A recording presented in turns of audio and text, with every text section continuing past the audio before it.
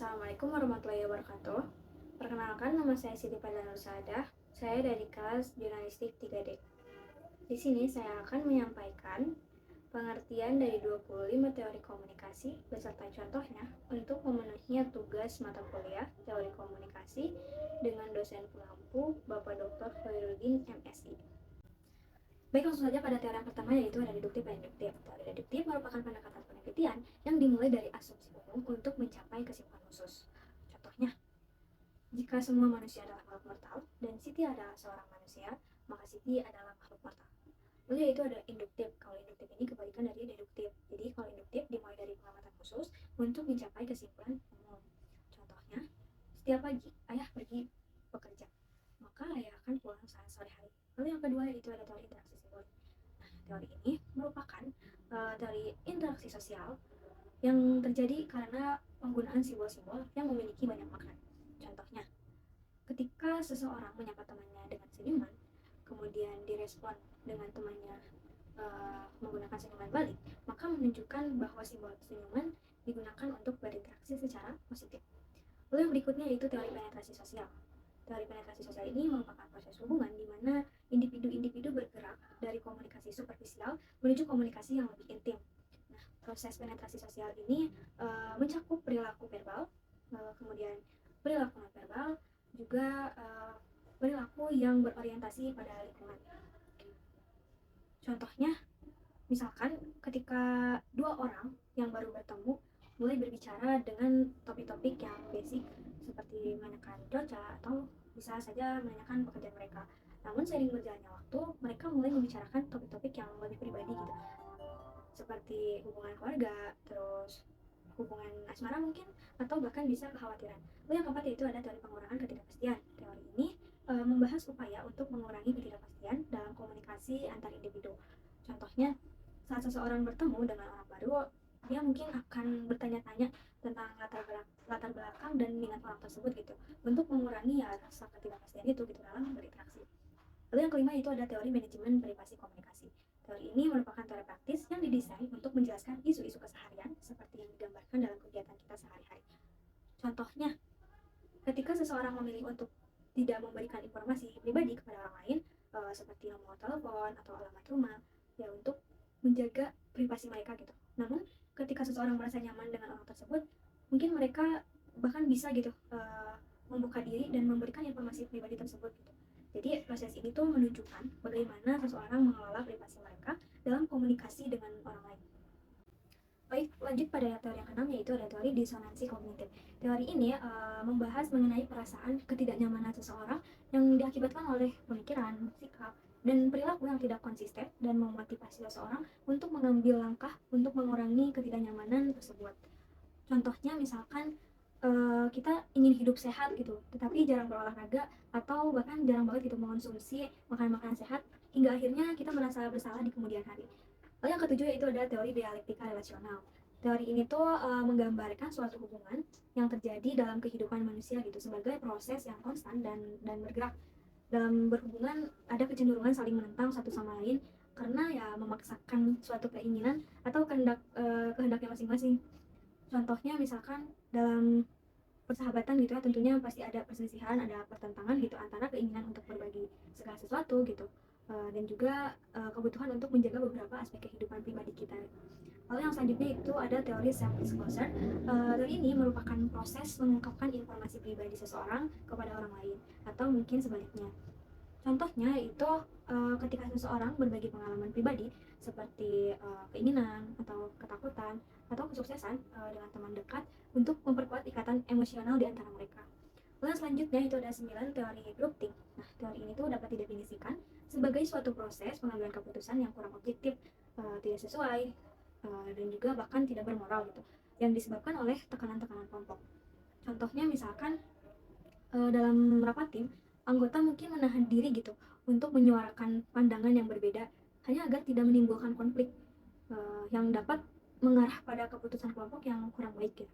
Terus selanjutnya itu yang ke-10 ada teori strukturasi.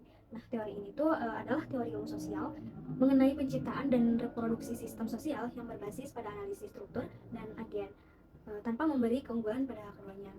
Contohnya misalkan dalam konteks keluarga gitu. Anggaplah ada aturan bahwa setiap anggota keluarga itu diwajibkan untuk berkontribusi pada pekerjaan rumah tangga. Nah, ini tuh menciptakan struktur dalam keluarga. Namun, setiap anggota keluarga memiliki kebebasan untuk memilih bagaimana mereka akan menyelesaikan tugas mereka. Baik, lanjut pada teori budaya organisasi. Teori ini tuh membahas bagaimana nilai, norma, dan praktik budaya membentuk organisasi. Contohnya seperti perusahaan teknologi yang mendorong inovasi dan kerjasama antar karyawan mencerminkan budaya organisasi yang berbeda dibanding dari perusahaan tradisional yang menekankan hierarki dan struktur formal. Lalu selanjutnya mungkin bisa dibayangkan dari perusahaan A gitu. Suasana kerjanya itu seperti keluarga, di mana semua orang merasa bekerja sama dan memiliki kebebasan untuk berbicara dan menciptakan hal baru. Terus ini ada perusahaan B gitu. Nah, kalau di perusahaan B ini lebih formal dan terstruktur dengan aturan yang ketat dan keputusan yang diambil oleh atasan. Karyawan hanya mengikuti prosedur yang telah ditetapkan saja. Nah, di sini tuh mencerminkan perbedaan dalam budaya organisasi, di mana setiap perusahaan itu pasti menciptakan lingkungan yang mempengaruhi cara karyawan bekerja dan berinteraksi. Lalu berikutnya yaitu ada teori informasi organisasi. Nah, teori ini merupakan teori komunikasi yang membahas pentingnya penyebaran informasi dalam organisasi untuk menjaga kelangsungan hidupnya. Teori ini menekankan bagaimana individu mengumpulkan, mengelola, dan menggunakan informasi. Asumsi dasarnya teori ini meliputi bahwa organisasi manusia ada dalam lingkungan informasi. Informasi yang diterima oleh organisasi berbeda dalam hal ketidakjelasannya, dan organisasi itu terlibat dalam pemrosesan informasi untuk mengurangi ketidakjelasan informasi itu. Contoh, misalkan ketika seseorang mencari informasi tentang produk tertentu sebelum membelinya. Dalam hal ini, seseorang mengumpulkan informasi dari berbagai sumber seperti internet, atau dari teman, atau dari keluarga gitu, untuk memastikan bahwa produk tersebut itu sudah sesuai dengan kebutuhan dan preferensi mereka. Nah, proses ini menunjukkan bagaimana individu mengumpulkan, mengelola, dan menggunakan informasi untuk mengurangi ketidakjelasan dan membuat keputusan yang tepat gitu. Lalu yang ke-13 yaitu ada teori jaringan. Nah, teori jaringan ini merupakan kerangka konseptual yang digunakan untuk memahami bagaimana individu atau senantiasa terhubung satu sama lain melalui berbagai jenis hubungan. Contohnya jaringan sosial gitu ya, di mana seseorang dapat menjadi pusat jaringan yang terhubung dengan teman, keluarga, rekan kerja, dan orang lain. Nah, melalui teori jaringan ini kita dapat memahami bagaimana informasi sumber daya atau pengaruh tersebar melalui hubungan-hubungan ini. Memberikan informasi itu terkait syarat dalam pekerjaan yang bisa saja terjadi karena anggota keluarga, seperti hubungan antara orang tua, anak-anak, saudara kandung, dan kerabat dekat lainnya terpelihara secara konsisten dan baik. Lalu yang ke-14 yaitu ada teori kultivasi. Nah, teori ini tuh memutuskan perhatiannya pada pengaruh media komunikasi, khususnya televisi. Nah, teori ini tuh menyelidiki pengaruh media massa terhadap persepsi dan keyakinan individu.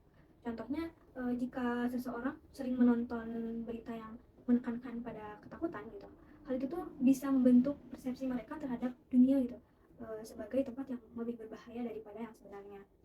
Lalu yang ke-15 yaitu ada teori use and gratification. Nah, teori ini tuh adalah teori yang fokus pada bagaimana individu aktif memilih media untuk memenuhi kebutuhan dan keinginan pribadi mereka.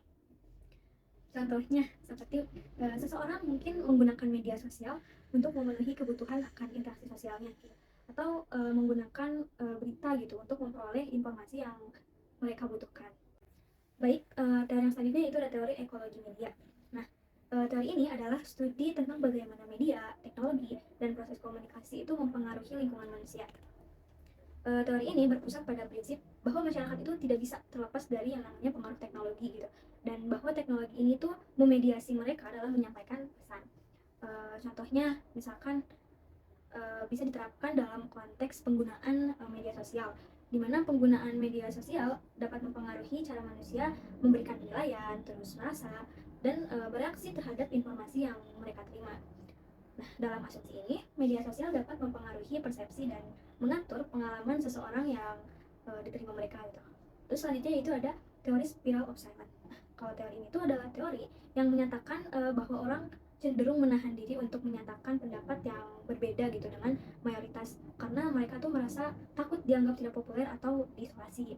Contohnya misalkan seseorang mungkin tidak menyatakan pendapat politiknya di depan kelompok yang memiliki pandangan politik yang berbeda gitu, karena ya mereka tidak pede gitu, nggak takut gitu bahwa mereka tidak dianggap dan diisolasi gitu.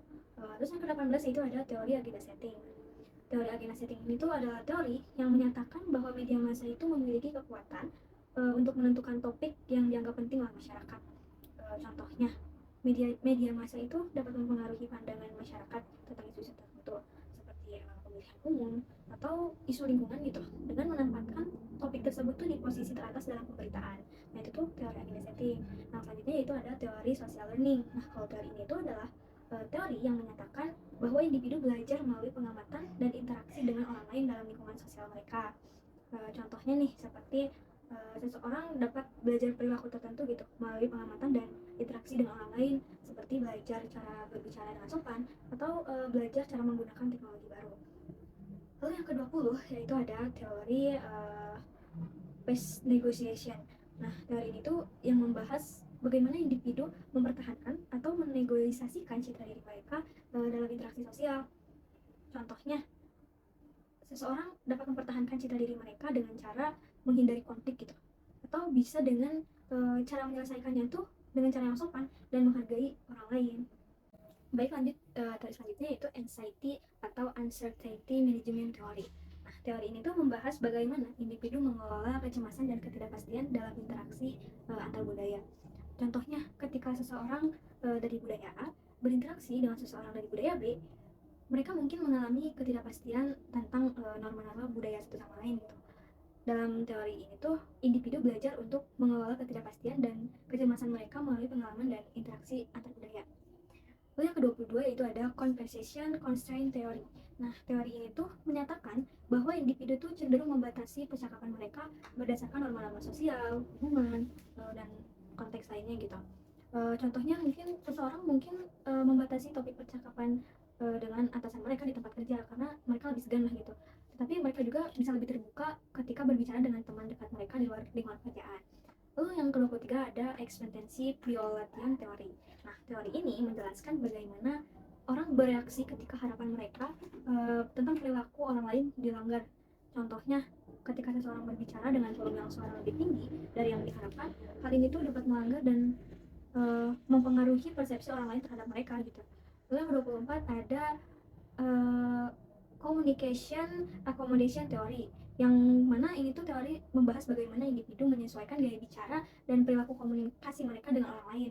Contohnya, seseorang mungkin menyesuaikan aksen atau kecepatan bicara mereka saat berbicara dengan seseorang dari latar yang budayanya mungkin berbeda gitu, dengan tujuan untuk memperoleh persetujuan atau menciptakan hubungan yang lebih baik.